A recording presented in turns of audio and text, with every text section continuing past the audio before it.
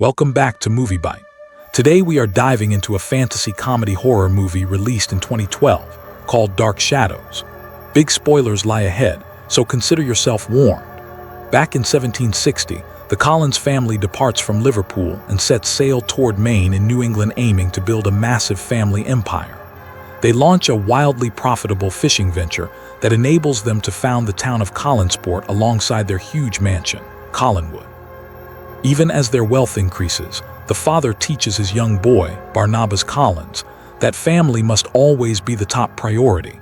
15 years down the road, Barnabas gets involved with a household maid named Angelique, who is actually a powerful witch in disguise. When she demands his heart instead of just a romance, Barnabas admits he has no real feelings for her, so to get back at him, she uses dark magic to end his parents' lives. Suspecting that evil forces were behind this terrible tragedy, Barnabas begins to research sorcery while falling deeply in love with Josette Duper. But soon, Angelique overhears them confessing their devotion and grows consumed by jealousy, prompting her to cast another spell to force Josette to leap off a steep cliff.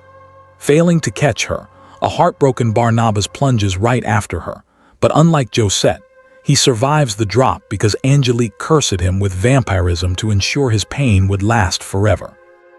After that, she rallies a furious crowd of locals and turns everyone against Barnabas by exposing his beastly nature, leading them to capture him and seal him inside a casket buried deep within the woods. Centuries later, in 1972, Victoria Winters travels on a train heading to Collinsport after answering a job offer from the Collins family for a private tutor. Victoria is actually a false name, as she is fleeing her past and wants to hide her true identity, picking the name from a poster during her journey. Upon stepping foot at the grand house, she meets Willie Loomis, the handyman, who mentions that the estate, which has fallen into terrible disrepair, used to require a massive staff of 100 workers, but now only he and Mrs. Johnson remain. Right on cue, Elizabeth Collins Stoddard, the head of the household, appears and takes Victoria aside to detail her duties. She notes that only 7 individuals reside on the grounds, including the staff, adding that whole sections of the house remain completely abandoned, before asking Victoria a few questions which the young woman responds to with a sharp, witty attitude that impresses Elizabeth enough to hire her on the spot. That evening at dinner, Victoria gets introduced to the whole family. First is Elizabeth's lazy brother Roger Collins, along with Elizabeth's teenage daughter Carolyn Stoddard, who is acting out in a rebellious phase, plus Roger's young boy David, who has been struggling since losing his mother at age 5 and believes her spirit still visits him, and finally Dr. Julia Hoffman, a live-in therapist hired to treat David, though she stays intoxicated most of the time.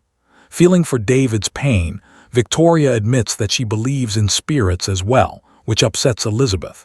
A little later that night, as Victoria prepares for sleep, Josette's phantom appears right in the hallway.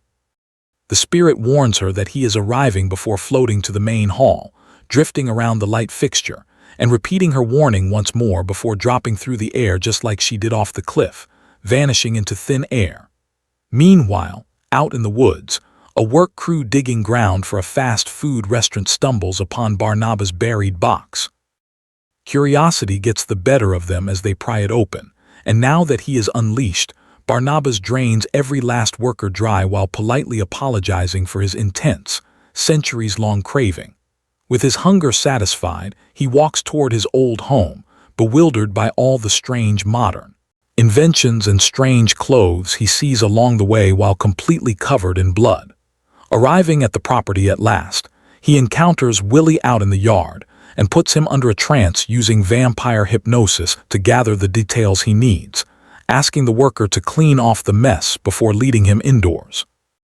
Just as he attempts to present himself to the kids, Elizabeth steps in and demands a private word, questioning who he really is while dismissing all the supernatural tales about their bloodline as silly stories. To prove his identity, Barnabas opens up a hidden chamber that not even Elizabeth knew existed, swearing to restore their legacy using the massive fortune stored inside. Elizabeth agrees to welcome him home on one strict condition: he must keep his vampirism a total secret. The following morning over breakfast, She presents him to everyone else as Barnabas III, a relative visiting from England. As they discuss business, they reveal to Barnabas that the family fishing empire has collapsed and the whole local market is controlled by a company called Angel Bay Seafood. Just then, Victoria walks in, and Barnabas cannot help but flirt with her because she is the spitting image of Josette. Down in the harbor town, Angelique is still alive, going by the name Angie Bouchard, serving as the wealthy head of Angel Bay Seafood. Hearing news from her staff about the strange incident in the forest, she travels there to inspect it with her own eyes and is stunned to see the empty casket. Wasting no time at all, she speeds over to Collinwood, trading sharp insults with Elizabeth before Barnabas pulls her into a private room to speak. The second the door shuts behind them, Angelique kisses him and boasts that Collinsport belongs to her now, having built her business specifically to wipe out his family. The locals worship her while his name has been forgotten, meaning no one will take his word over hers. Once Angelique leaves, Barnabas shares his concerns with Elizabeth, who points out that despite every hardship in his past, he always pushed forward with so much drive that his enemies had to lock him in a box to stop him. Now his family relies on him, so he must stand up and fight today. Moved by her pep talk, Barnabas throws all his effort into reclaiming his family's honor. Using funds from selling off hidden treasures, he hires a large workforce to repair the estate and relaunch their fishing enterprise. Wearing a broad hat, dark sunglasses, and holding an umbrella, he steps out during daylight without catching fire, though he struggles to find a proper place to rest at night, forcing him to have the staff retrieve his old box. As the business gets off the ground, Barnabas recruits sailors by putting Angelique's ship captains under his spell, persuading them to switch loyalties. During his spare hours, he adapts to modern culture and spends quality moments with Victoria. But one night, after Roger catches him coming out of the secret room holding precious jewels, Barnabas is confronted by Julia, who suspects something strange is going on and calls him into her office. She hypnotizes him to force out the truth, then rushes out to confront Elizabeth for hiding such a dangerous secret. Elizabeth manages to stop her from calling the authorities by suggesting that a creature like him should fascinate a doctor, which works, prompting Julia to study him further. A bit later, Barnabas asks Carolyn for tips on how to win over modern women. Carolyn advises him to drop his outdated manners and socialize with the younger crowd, leading Barnabas to join a group of hippies in the woods, chatting and sharing stories. But right after the ladies explain that women desire true affection over wealth, Barnabas slaughters the entire group to satisfy his hunger. The following day, Julia starts giving him blood transfusions in hopes that it might reverse his curse. When Barnabas offers her a compliment, Julia brings up medical privacy and makes an unexpected romantic move on him.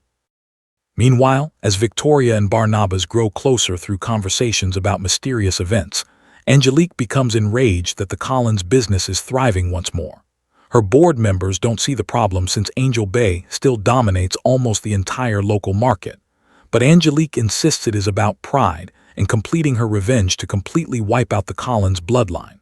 She summons Barnabas for a sit-down and offers to buy out his enterprise, but he flatly refuses. Angelique reiterates that she only wants his heart, threatening to end Victoria's life if he refuses. Driven by fear, Barnabas gives in and lies with her right there in the office, wrecking the entire room in the process. Once it is over, regret hits him and he tells her he will never love her, prompting Angelique to swear total destruction.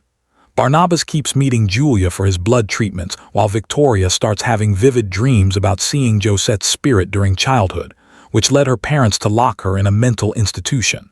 Waking up from the nightmare, Josette's spirit appears beside her once more, pleading for assistance before vanishing. The next morning at breakfast, Barnabas declares his plan to host a grand ball for the entire town to re-establish their dominant name.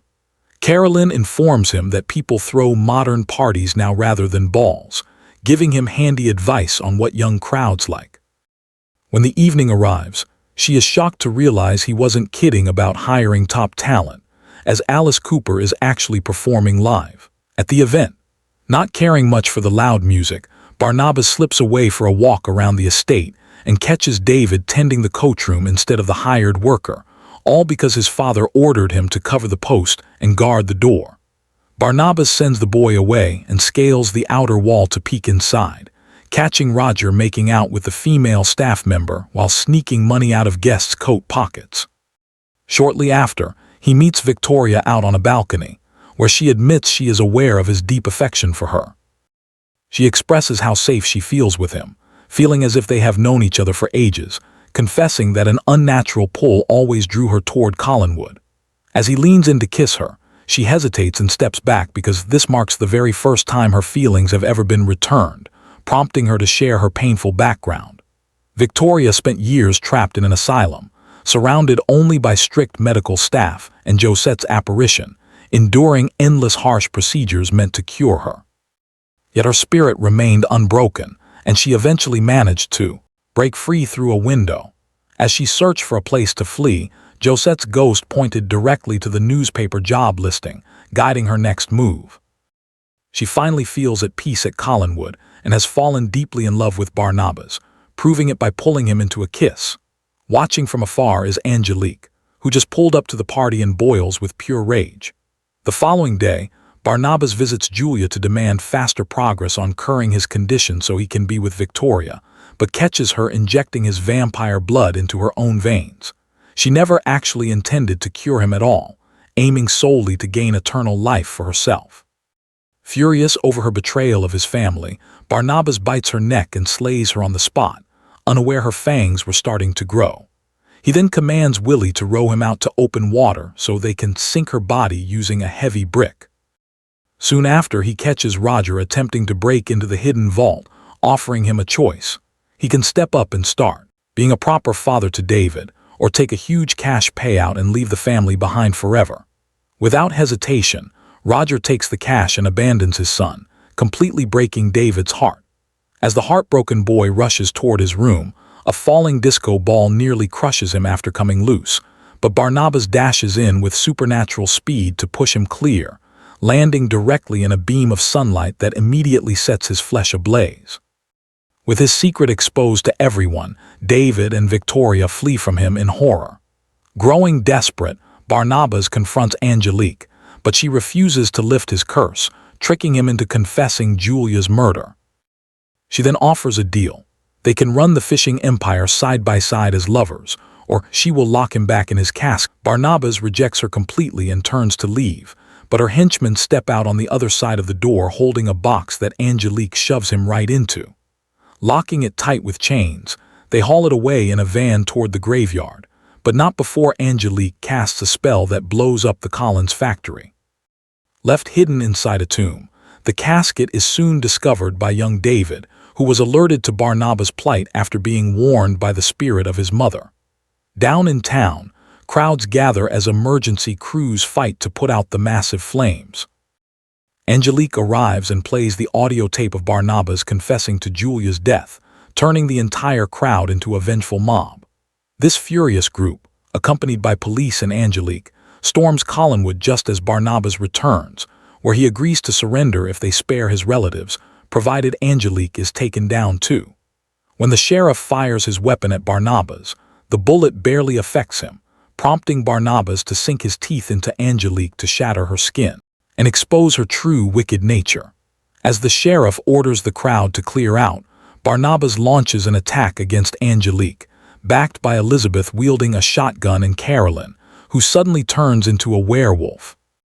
Unfortunately, their strength cannot overcome the witch's dark powers, particularly when Angelique curses the house itself to turn against the family. While tormenting them, she reveals that she was the one who murdered Barnabas' parents, killed David's mom, and commanded a werewolf to bite baby Carolyn, serving as the sole source of all their suffering. Just then, David steps forward and calls upon his mother's ghost to attack Angelique, hurling the witch across the hall right into the chandelier, which crashes down and crushes her. As the family escapes the crumbling home, which is engulfed in flames, Barnabas bids a final farewell to Angelique, who pulls out her own heart and offers it to him before it crumbles into ash. Looking around, Barnabas cannot find Victoria, but David's mother reveals she is standing at the cliffside.